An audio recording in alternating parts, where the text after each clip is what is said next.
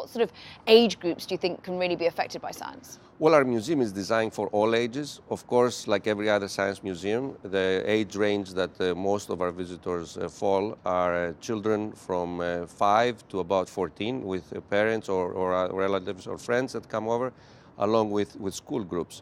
But what's appealing to people of all ages is that we not only present science, how the natural world works around us, but also we present engineering as an equal to science, how the human-made world works, and how the two interact together. How is technology wrapped up in the way that science is consumed here at the Boston Museum of Science?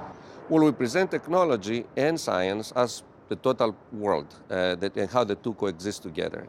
We have a fabulous new gallery, the Yockey Gallery, which basically presents how technology and science coexist and how the natural world and the human-made world have made this environment here on the Charles River possible. And this is a perfect example of interaction of natural world and human-made world. Interaction with the rest of Boston, not only the river. Talk to us about how the ecosystem works with the Museum of Science, and equally you feed back into it. Well, Boston is a fabulous city for science and technology and a great city to live in. We have some of the best universities, some of the best hospitals, some of the top corporations, both in the high-tech area and the biotechnology area. And the museum offers a wonderful window to the public. So we partner with a lot of companies, a lot of universities to present the wonderful work they do in both research development and technology development. With those partnerships, does money flow? How have you found funding such an institution such as this? We have been very fortunate to attract funding both from federal sources and local sources, corporations, foundations, and of course philanthropy. We're the #1 funded institution from the federal government, our kind of institution, science museum kind of institution. So money is very important for what we do, but because of the kind of work that we do and the engagement that we offer to funding sources, we have been very fortunate.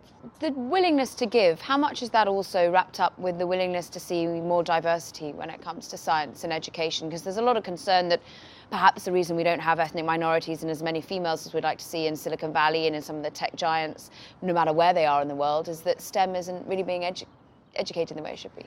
One of our top priorities is to present science and engineering in a way that is equally appealing to both boys and girls and men and women, and also to present science in a way that would be appealing in groups that traditionally don't come to the Science Center. And we have been very fortunate in these areas. Just to give you an example, one of my favorite exhibits is the Design Challenges area, where children can spend about half hour actually to design and build something and compete with each other. One would think, the stereotypical thinking would be that boys would be more interested in that than girls, but apparently we have more girls that are interested in this, the way we present this engineering activity, than boys. And you're very much talking about a role in education. How do you see yourself fit? Because it's not just the more than 1 million that walk through your doors every single year, it's the 12 million that you're educating worldwide, and I really want to get your focus on where this goes globally. The museum has acted as a wonderful platform to introduce engineering as a new discipline into children's lives all over the world.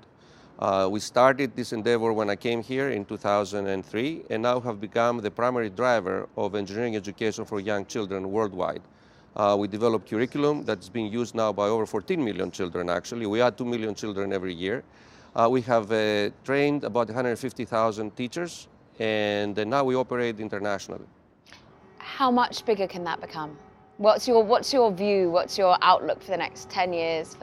My dream is to have every child anywhere in the world to understand both the natural world and the human-made world, and to have engineering become part of every kid's life. Not necessarily to become an engineer, but engineering offers a wonderful way to learn how to problem solve, which is a skill you can use on anything.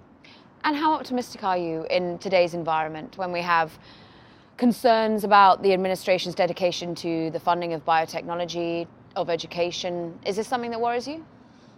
It's of concern, of course. However, what I have seen through the years is if you do good work and you stick with it, then it's not a big issue. You can plow through it.